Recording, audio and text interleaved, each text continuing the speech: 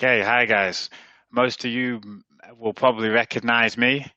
For those of you that don't, I'm Teddy. I'm from World Startup, and welcome to Startup Tuesday. That's something that we've been organizing since last year, every 2 weeks. And since the Corona crisis has hit, we've been taking it online. And this edition, it's a special edition. We've actually got the winners, three of the different winners from Hack the Crisis with us today. I'm not going to say too much about them. I'm going to ask them to introduce themselves shortly. And I'm going to tell you that this session is going to be recorded. So if you have any questions, feel free. Don't worry about the recording. In terms of cameras, it's just going to be myself and the actual guests on today. And firstly, I'm going to bring on Rosanne.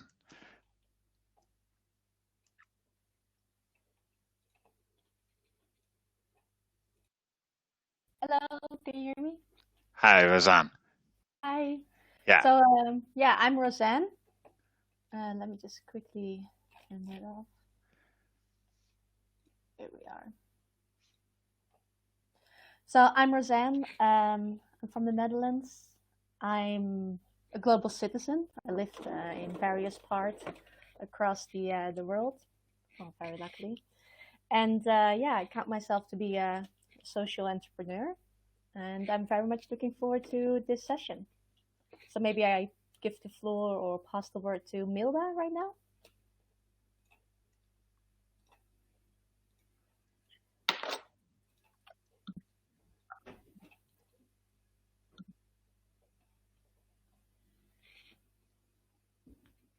I'm Milda here. Before the Corona crisis, I was the world traveler and also a COO at the startup of tourism. So obviously, it's very disrupted right now. So originally, I come from Lithuania, but currently I'm living in Luxembourg. So I can also call myself the citizen of the world because this is already the 7th country I've been living at. And I'm also very excited for this session and to talk about the great projects that we've been working during the Hack the Crisis Netherlands. So I can put the word. My name is Abouzar. I am here from the team that is called SOTI. We participated in the hackathon 2-3 weeks ago, and we had the opportunity to be in the top 3.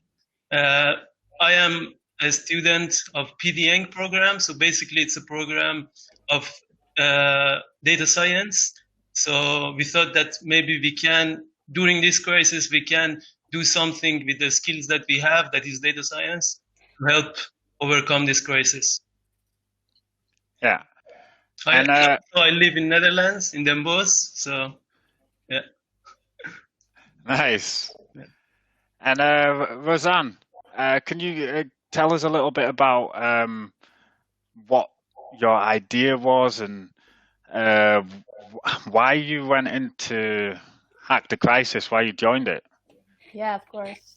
So of course, I joined it, and most of actually everybody in the team joined it, really to make an impact and to help out during this crisis, to play a part, like to help.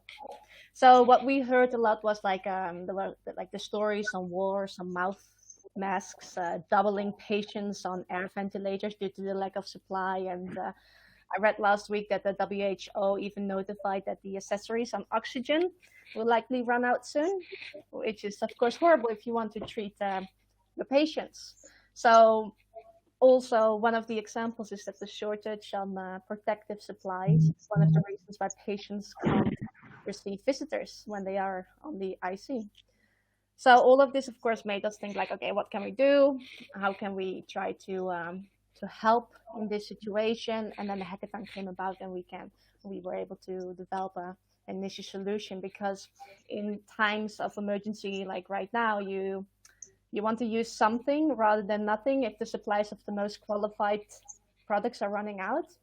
So you notice that a lot of the companies, they're jumping on making products, and people are also making and sewing masks. But yeah, when all these new manufacturers and suppliers are suddenly coming into the market, how can you trust that those products are really good? There's a doctor in the Netherlands that invented a reusable mask with kitchen paper.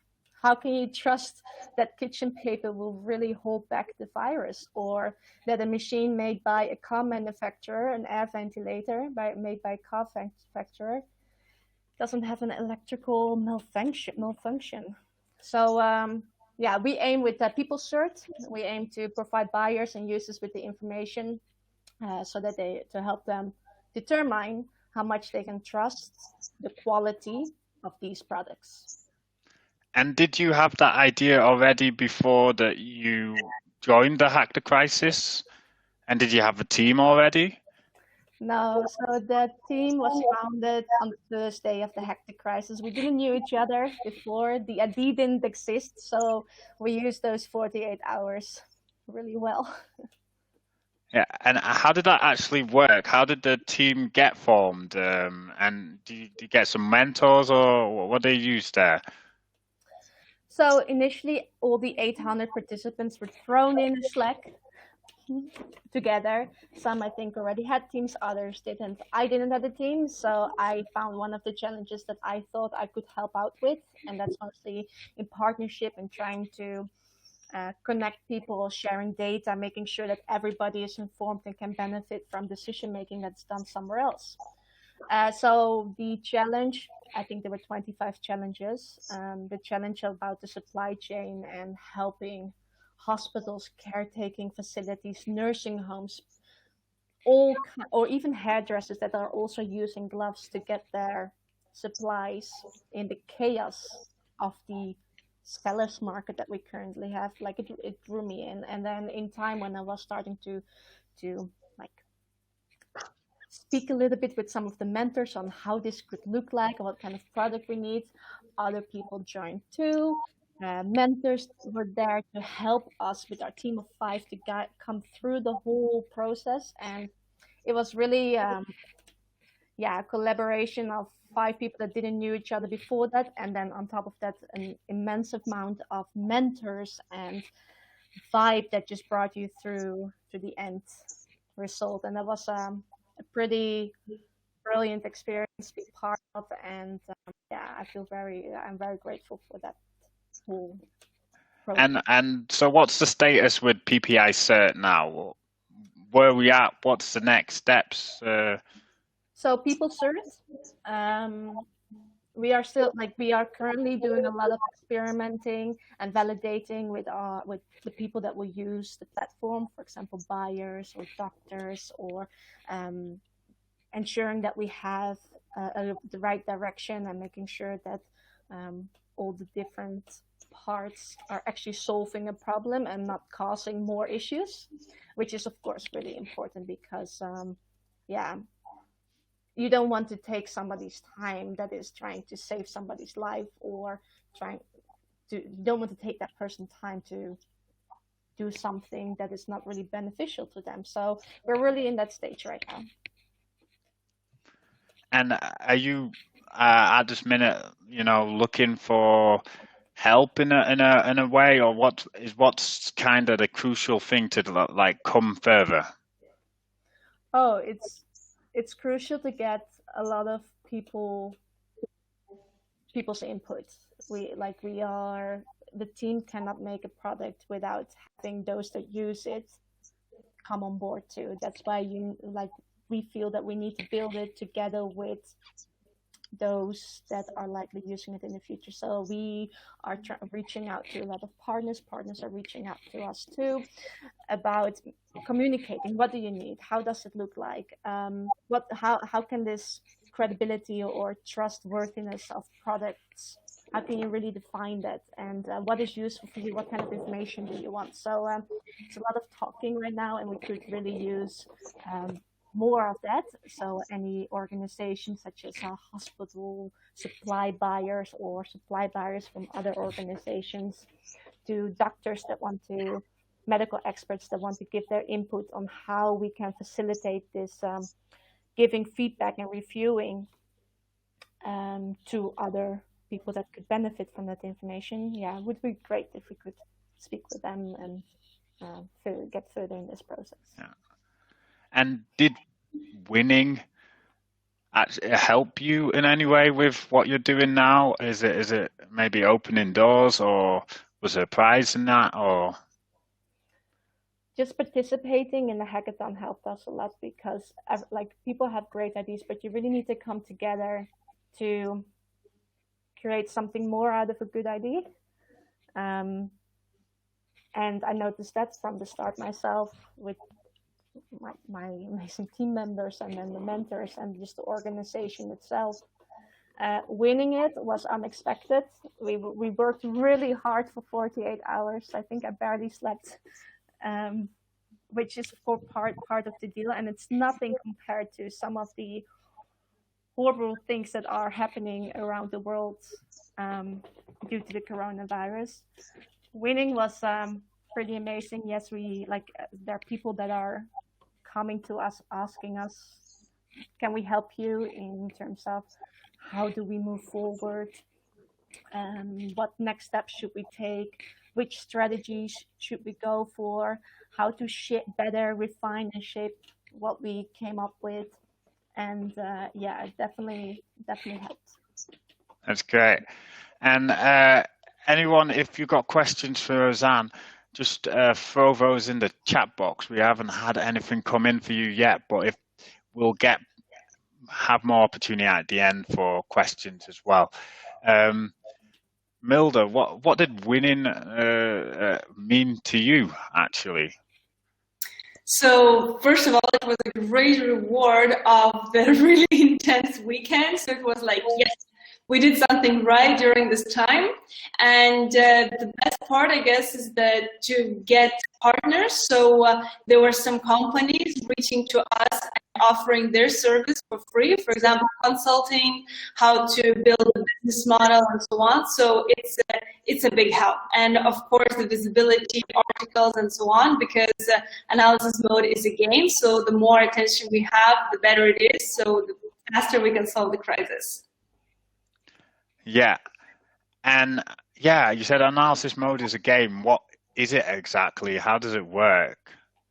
Yeah, so maybe I can represent a bit more exactly what we did during the hackathon itself. So analysis mode is the game to speed up the vaccine research.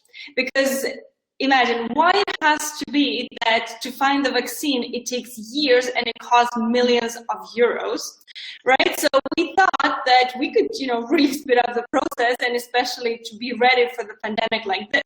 So we took the already existing vaccine formula from SARS 2003, that is also a coronavirus, but somehow, everyone forgot it because it wasn't that big of the pandemic, right? So then we turned this into a gamified tool, and then during these hacks, we actually improved it into an actually fun and engaging game. We already got more than 10,000 people playing from all around the world, so this really shows that, wow, this spreads quite fast. And what we ask people to do is to find the patterns that then this is fed to our AI that can predict the vaccine formula. Who can play this? Can anybody play this, or? Yes, this is the best part of this game, because you don't need any scientific knowledge in order to contribute to the research. Because if I would have told you, like, hey, you want to become a researcher, and you're like, hey, but I have no clue. What is, vaccine? What is the protein sequence, amino acids, epitopes, and things like that. So right now, you don't need to know any of this. You can just go and play the really fun puzzle game, and that's it. And you're already part of the research. Yeah. But how did you get to this idea? So we have, in a team, we have a former vaccine researcher that got this idea like less than a month ago. Actually, yesterday was 1 month exactly. So analysis mode, 1 month. And the idea is like, okay, how can we turn this vaccine research into an easier tool? And first, it was just a very simple, I would even say boring tool that you just have to find the patterns vertically, and that's it. That already teaches AI. And yeah, now we actually came up with the more fun one. So everything's improving. Yeah, yeah. And this team, how did it like get together? Because your team, you already had a team before going into the Hack the Crisis, or? Yeah, so first of all, the project itself, Analysis Mode, was born in Hack the Crisis Lithuania. So it's a hackathon-born project that was exactly the 20th of March. And by that time, we were basically the team of 2 people, so kind of 2 co-founders.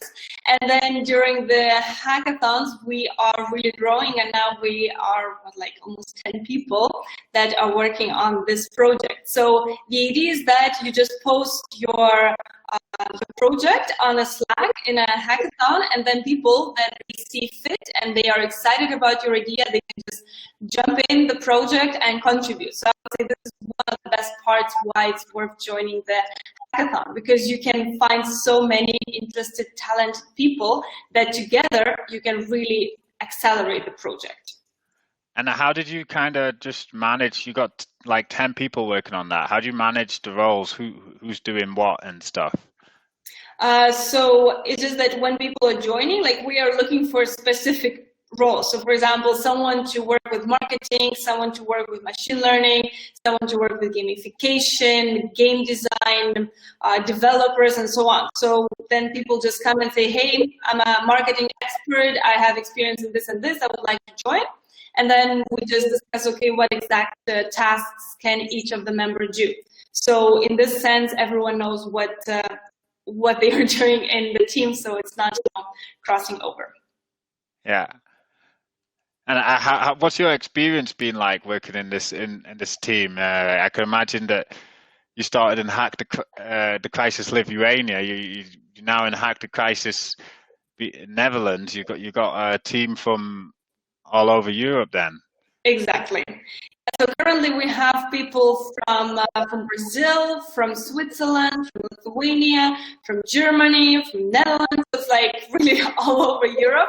And this is the best part of these Hack the Crisis, because these are online events. Like this project would have never taken off. It would have been, just located in Luxembourg and just, us working on this. So this is actually the good part and the opportunity of this lockdown. Yeah, what's been the most, that's a great part of it, but what was the greatest part then of this whole project, this and Analysis Mode and the hackathons? So I would say that to be part of the dedicated team and to be part of something bigger, that, hey, we are all going towards one goal. We want to bring a new age of medicine. And also, as we started now to create a new game, so just to think of, okay, what would be fun, the storyline, the logics, colors, and all the narrative, it's just the fun process itself. But the best is definitely to be part of something bigger and to see that, hey, we can do the difference. Yeah, fantastic. And what's the reaction been? Is it different to the current drug development processes? What's the reaction been from the scientific world or the people who are kind of going to be using it, the AI? Yeah, so first of all, it is very different because right now vaccine discovery is kind of far away of our everyday life, right? So it's very closed in a circle of research. So what we are doing is we are opening this circle up for anyone to join and contribute to research. So first of all, we bring a bit more transparency into the vaccine discovery so people can feel closer to this process and trust more what the vaccine is and how it's being created. So for the big pharmaceutical companies, it's a huge value, especially now when we have so many people that they don't trust vaccines. And when you can be part of the research, you bring the trust. So this is the good part of for the pharmaceuticals themselves. But we call them ourselves as a fresh air breeze into the really stagnated vaccine discovery industry. Yeah, fantastic. And do you see something changing in the future? Do you think this kind of idea is going to be adopted more often now, or? Yes, I truly believe in that the human-based computation can really bring the new era into medicine and especially vaccine discovery, because now we understand how much not ready we are for these kind of pandemics. Because as I said, why it has to be that it takes so long and it costs so much to find the vaccine. So if we all are part of the research, it will be way faster and way cheaper. Yeah. And your call out to the people watching this today is to get online and play the game.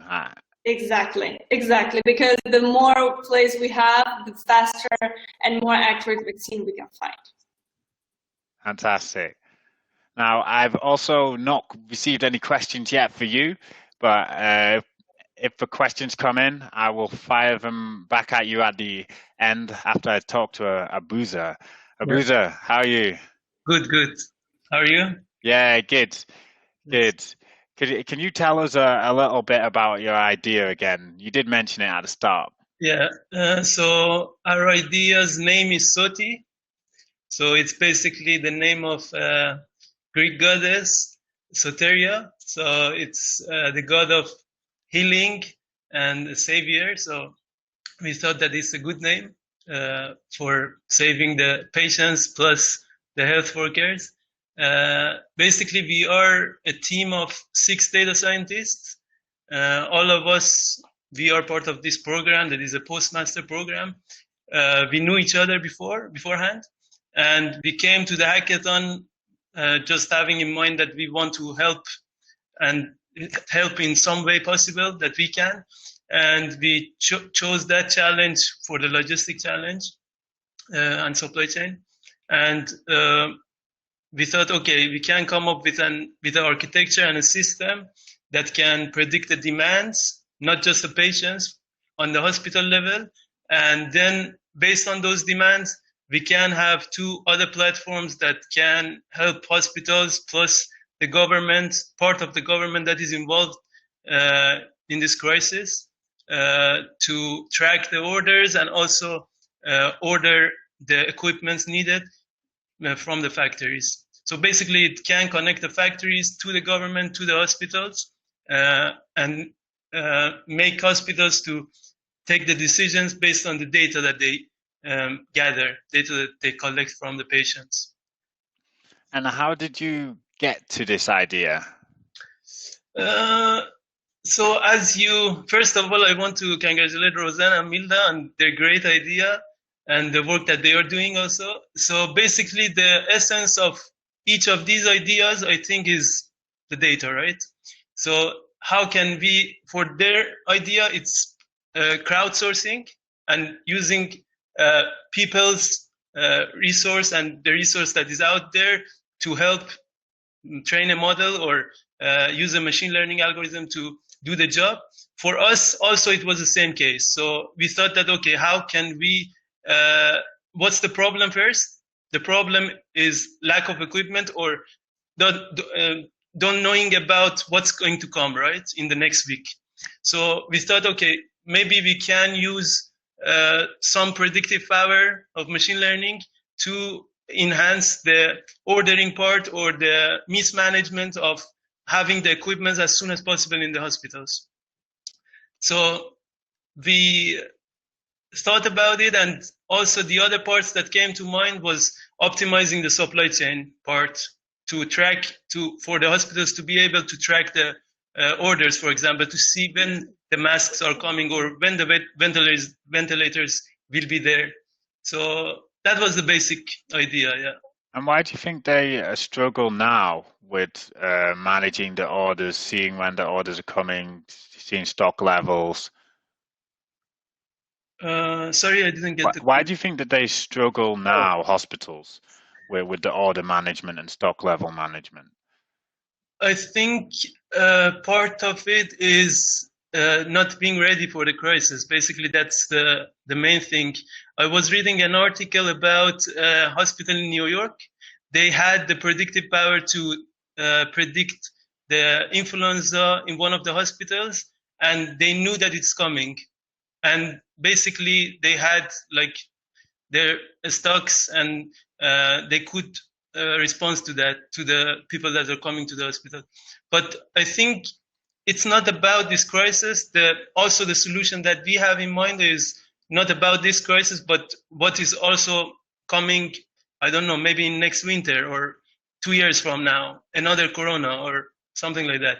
So I think, these tools can help us to have like an early warning system or something that can tell us, okay, this is coming in the 2 weeks. So we have to have these kind of equipments.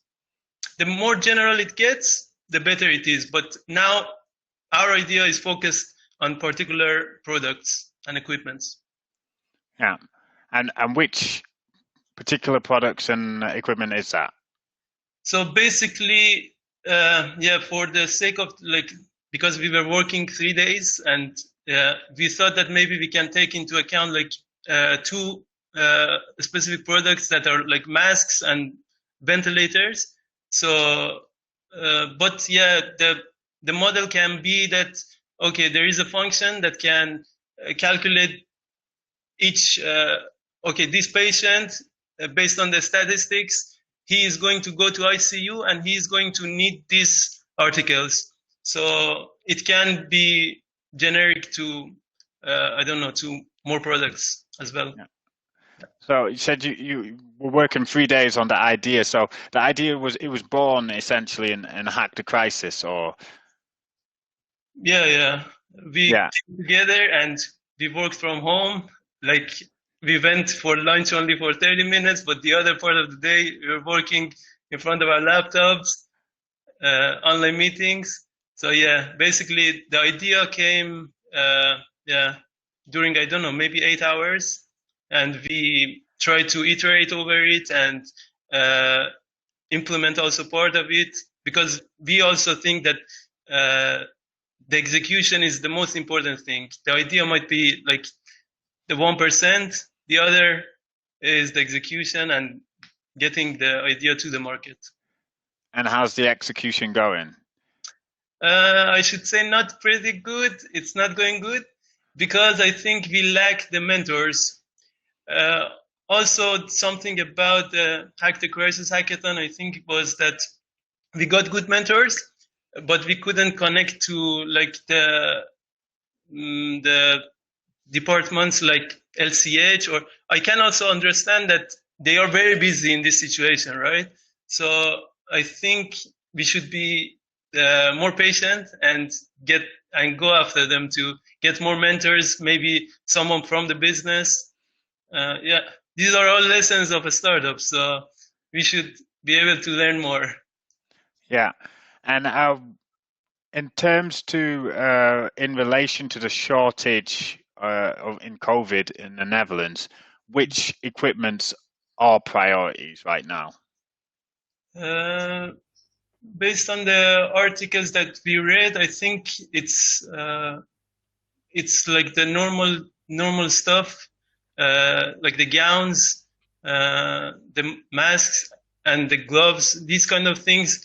These are the information that we got from the public data that RIVM published in their website. So they have like articles of 4 or 5 equipments that they need, and also like philanthropists and people can also help there. But they published a list of articles, and they are updating it every 2 or 3 days. How do you see your idea kind of developing? Is it going to develop beyond these critical equipments? Because at some point, COVID will pass. Yeah. I think, if for the business side and also for the idea itself, I think it should be something that is generic to the situation, to the environment that and the events that are happening. So basically, I think we are almost flattening the curve, and we are in that point of the curve, and this is going to finish maybe, I don't know, in 2-3 months, hopefully. But yeah, our idea is to have a solution that is for other crises or other infectious diseases as well. So yeah, as I told, the goal could be an early warning system that can tell at the hospital level to, okay, you need these equipments because this is coming. Yeah. So who have you got in your team right now, and what would you like to add to that team? We are all data scientists, but we have different backgrounds. We have very diverse backgrounds. Like, I am software engineer. I have a background in software engineering. Other people, we have like electrical engineer. We have some people from background from media. So very diverse. But what we need is someone from healthcare, basically. Yeah. Yeah. So they know the business, and also they know what is really needed there in the healthcare. Yeah. No. And I've got questions coming up for Rosanne and for Milda as well. Some stuff is coming in now. Rosanne, we've got a question from Elgin. She says they've volunteered to support a corona challenge with protective mask manufacturing supply from China. They indeed have no expertise in validating the quality of a product. The question is as follows: does your startup produce facial masks or provide qualitative education in the certification of those? Yeah, so we are a platform for data sharing. So we do not produce anything ourselves. We are just helping the link between the suppliers and the buyers, and then also the link between the buyers and those that are actually using the products. Take for example a doctor. Up until a few weeks ago, they were only using FFP2 masks with the filters on there, because at that time, surgical masks, they were thinking that they were not sufficient enough. So the hospitals were only allowed to use, or the doctors were only allowed to use these FFP2 masks. Now, weeks went by, and at one point, there was enough research that surgical masks were sufficient. So the doctors had to change from one day on the other day to only using those FFP2 masks in very high-risk situations. And then in general use, or on corona departments, they could just use the normal surgical masks. Now, of course, the first question of those doctors was, thank you for that information, but are you certain that this is sufficient? Why is this sudden change after so long telling me that I can't use it? It's not enough. And then this board, or the expert, the infection expert, explained there has been new research on this particular problem, and it says that it's enough. Look over here, or I can show you this research too. Now, generally, like, expert review is, if you look in the levels of evidence of if you look on the levels of evidence in medical supplies, it's the lowest kind of validation of a product. However, if you don't have certification because all these new factories are coming in and you don't have time to certify, apparently that's enough to make us say, like, okay, I will put this one on because we don't have any of those other masks anymore. Now, if one hospital went through that process, it would be good if another hospital can benefit from that too. And then I think for now, probably we're talking about hospitals, but just to tie onto something that Abouzar just mentioned, is that even in the future, well, corona will be around for a long time. hairdressers, they need to use protective gloves too, to help their clients, most likely, to not spread the virus. And there are other kinds of people in customer jobs or customer service jobs, like the people in our supermarkets. Maybe we should be providing them with masks too, but how do we know what is good and what is not good? How can companies know that? And that's a way of sharing this information that doctors are currently already going through. And that's helping all other people or people across the world. In the Netherlands, we have quite a strong healthcare system, and we should be, well, it's a horrible situation, but we should be a bit lucky with that. But there are other places that are currently at the start of the curve and that are dealing with a lot of cases. They're going at the end of the supply chain of the certified products. They need to refer to products that are not really tested. Well, if they are tested in another hospital, such as in the Netherlands or in maybe nursing homes, that could be great information to know when you, on the other side of the world, are currently into the situation, I need to get gloves. Oh, look, this country or this specific hospital in the Netherlands already did some validation and some, even if it's expert review, there's at least some kind of evidence. And that's what our platform is trying to put together and share.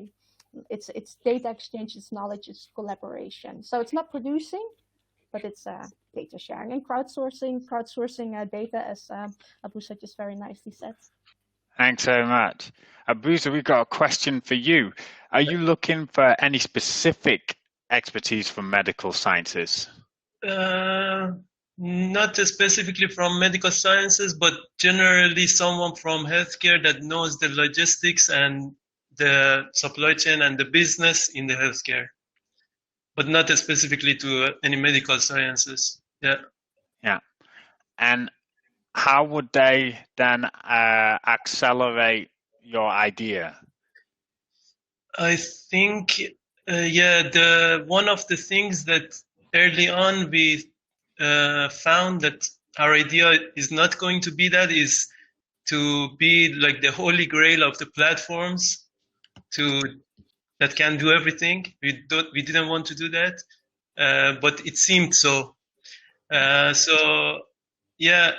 We want someone that it can. The thing that it can do for us is the parts that we want to optimize in the supply chain is how to best connect different organizations together, like a hospital to a committee in the government.